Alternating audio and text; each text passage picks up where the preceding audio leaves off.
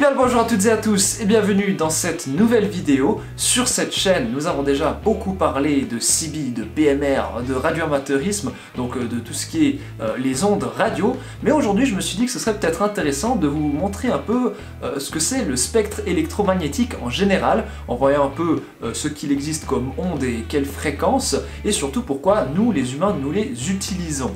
C'est pour ça que je vais d'abord vous présenter un peu le spectre électromagnétique en général, et ensuite on va s'intéresser bien sûr au spectre radio.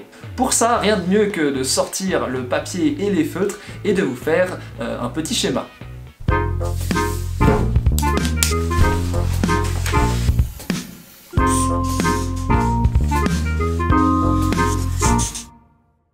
Dans un premier temps, nous allons nous intéresser surtout au spectre électromagnétique en général.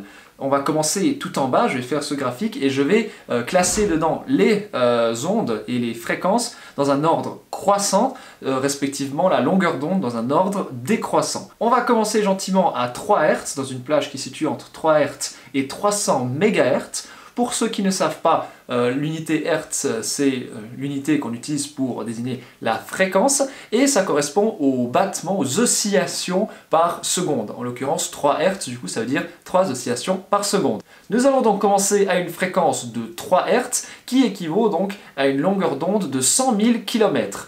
Pour ceux qui ne savent pas, la longueur d'onde, c'est donc la longueur que prend une onde à chaque répétition, donc c'est la longueur de la période.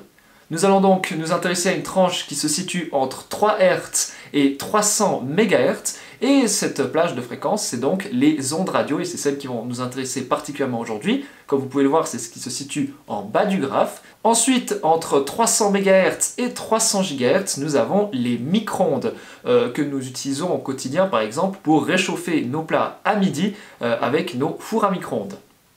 Ensuite, entre 300 GHz et 3 THz, nous avons ce qu'on appelle les ondes TH. C'est des ondes qui n'ont pas une grosse utilité au quotidien, parce que c'est des fréquences de résonance en fait de pas mal de molécules, mais ça a quelques applications assez intéressantes dans le domaine médical que nous allons voir plus en détail un peu plus tard. Ensuite, entre 3 et 400 THz, nous avons les infrarouges. Les infrarouges, c'est de la lumière invisible qui s'appelle infrarouge parce que infra, elle est dessous du rouge, donc en dessous de la lumière visible, plus particulièrement du coup du rouge. On connaît pas mal ces ondes parce que c'est le rayonnement par exemple qui est émis par le soleil et que nous percevons comme de la chaleur. C'est également utilisé par tout plein de télécommandes, par exemple la télécommande de télé. Devant il y a une LED infrarouge et c'est elle qui communique du coup avec votre télévision. Et c'est également utilisé dans tout ce qui est vision thermique et vision nocturne, tout simplement parce que les infrarouges, on peut les voir sans devoir éclairer avec de la lumière visible, et aussi du coup parce qu'on peut voir la chaleur qui est dégagée par des êtres vivants par exemple. Du coup, logiquement, la plage de fréquence suivante qui se situe entre 400 THz et 1 PHz, c'est la lumière visible, donc la lumière qu'on connaît, nous, qu'on peut voir avec nos yeux, la lumière qui permet d'ailleurs que vous voyez sur cet écran parce que c'est la lumière qui percute le capteur de ma caméra et c'est ça qui donne donc l'image que vous voyez maintenant à l'écran.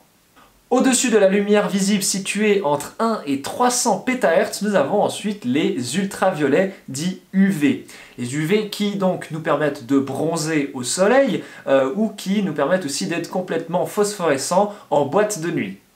Les UV comme les infrarouges sont donc de la lumière invisible, on dit d'ailleurs ultraviolet comme pour l'infrarouge, l'infrarouge était en dessous du rouge, l'ultraviolet est au-dessus du violet, d'où le nom.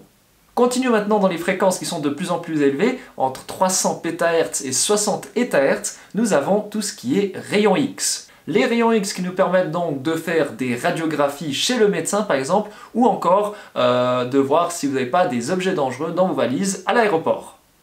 Et finalement, tout ce qui se situe en dessus de 60 THz, c'est considéré comme du rayonnement gamma qu'on retrouve dans les centrales nucléaires, qui est émis par toutes sortes de sources radioactives et qui est d'ailleurs assez dangereux pour l'homme. Comme vous pouvez le voir, les fréquences des rayons X et des rayons gamma sont vraiment très élevées et ont une longueur d'onde très courte. À titre de comparaison, la longueur d'onde des rayons X, c'est échelle moléculaire et la longueur d'onde des rayons gamma, c'est l'échelle atomique. Maintenant que nous avons vu tout ce qui est spectre électromagnétique en général, nous allons nous intéresser plus particulièrement aux ondes radio pour voir quelles sont les différentes fréquences et différentes catégories et pourquoi elles sont utilisées.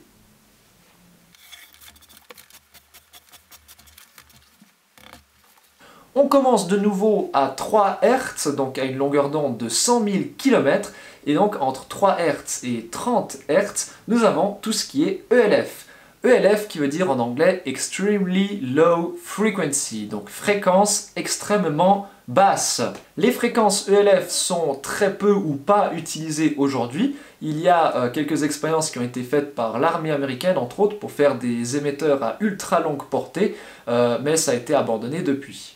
Continuons maintenant aux fréquences qui sont situées entre 30 et 300 Hz, c'est les fréquences SLF, super low, donc les fréquences super basses. Les fréquences SLF n'ont pas de grande utilité publique, mais elles sont utilisées par quelques sous-marins pour communiquer donc entre la terre ferme et les sous-marins ou entre les bateaux et les sous-marins, car ce sont des fréquences qui passent assez bien à travers l'eau.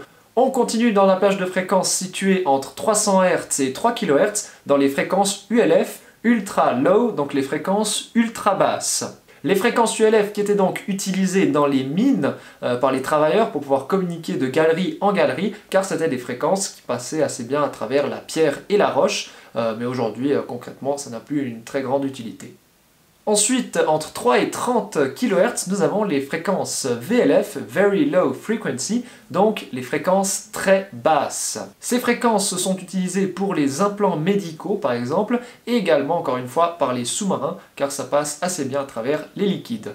Ensuite, nous avons les fréquences situées entre 30 et 300 kHz, c'est les fréquences LF pour Low Frequency, donc les basses fréquences. Dans les basses fréquences, nous avons les bandes radioamateurs des 2 km et également tout ce qui est les fréquences de radio AM. La radio AM, c'est comme la radio FM que vous écoutez chez vous ou dans la voiture, sauf que c'est de la radio ultra longue portée. Il existe 2-3 émetteurs encore, et puis sur les anciens postes radio, on pouvait écouter la radio AM qu'on peut donc recevoir un peu partout dans le monde. On continue maintenant dans la plage de fréquences située entre 300 kHz et 3 MHz avec les fréquences MF pour Medium Frequency, c'est donc les fréquences moyennes. Les fréquences moyennes qui sont utilisées par les radioamateurs sur les bandes des 160 respectivement des 630 mètres. Ces fréquences sont également utilisées pour tout ce qui est détection de personnes enfouies sous une avalanche, donc tout ce qui est balise RECO, et c'est également utilisé dans les bandes marines, c'est-à-dire pour communiquer entre les bateaux. On continue donc sur la deuxième page qui commence à 3 MHz et de 3 à 30 MHz, on va voir la portion qui est d'après moi la plus intéressante, c'est la HF, High Frequency, donc la haute fréquence. La haute fréquence dans laquelle on retrouve tout ce qui est communication radio en général, il y a donc des communications militaires, donc l'armée. On y trouve également toutes les bandes radioamateurs décamétriques, donc 10, 12, 13, 17, 20, 40, 60 et 80 mètres et j'en passe. On y retrouve également les fréquences CB, donc 27 MHz, la bande des 11 mètres. Il y a aussi des fréquences qui sont utilisées pour les radios du trafic aérien et également tout ce qui est les radios des secours, c'est-à-dire tout ce qui est police, pompiers, ambulances, etc. Ensuite, entre 30 et 300 MHz, on a tout ce qui est VHF, Very High Frequency. Donc ce sont les fréquences très hautes. Là-dedans, on retrouve la radio FM qu'on écoute dans la voiture par exemple. Il y a également les bandes radioamateurs de 6 et 2 mètres.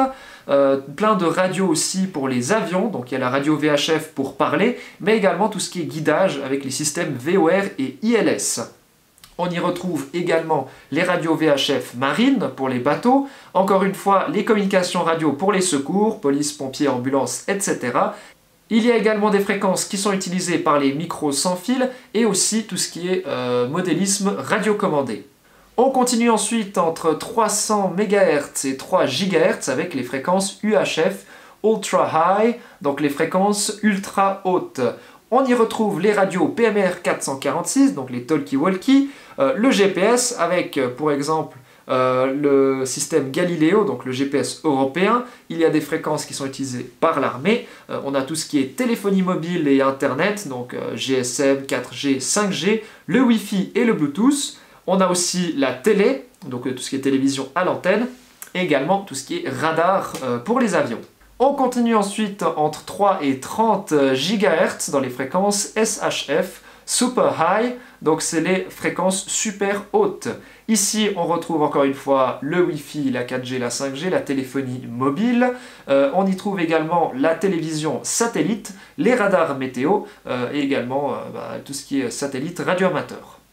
En avant-dernier, nous avons une plage de fréquences entre 30 et 300 GHz. Ça, c'est les fréquences EHF, Extremely High, donc les fréquences extrêmement hautes. On retrouve encore une fois tout ce qui est téléphonie mobile avec entre autres la 4G et la 5G. Également les fréquences qui sont utilisées par les radars de parkage pour les voitures, donc ceux qui permettent de voir quelle distance il reste derrière et devant votre véhicule. Il y a tout ce qui est vidéo sans fil et également tout ce qui est communication satellite, donc que ce soit de la télécommunication, du GPS, etc. Finalement, on a les fréquences situées au-dessus de 300 GHz et tout ça, c'est les fréquences THz, comme déjà cité avant dans le spectre électromagnétique général, les fréquences du THz qui sont donc des fréquences de résonance de beaucoup de molécules, entre autres celles du corps humain, et donc c'est les fréquences qui sont utilisées par les IRM, donc tout ce qui est imagerie à résonance magnétique, qui permettent donc de faire des images de l'intérieur de votre corps en faisant résonner les molécules. Comme vous pouvez le voir sur ces graphes, plus la fréquence augmente, plus on a également la bande passante qui va augmenter, et c'est pour ça que plus la fréquence augmente, plus les systèmes de communication sont complexes, et plus il y a de l'information en fait. Si on regarde tout en bas, là on a tout ce qui est les communications radio, la bande passante suffit pour transmettre de la voix, et plus on monte, plus on a de données, plus on a besoin d'une grande bande passante, entre autres avec tout ce qui est vidéo, tout ce qui est GPS, et tout ce qui est Internet.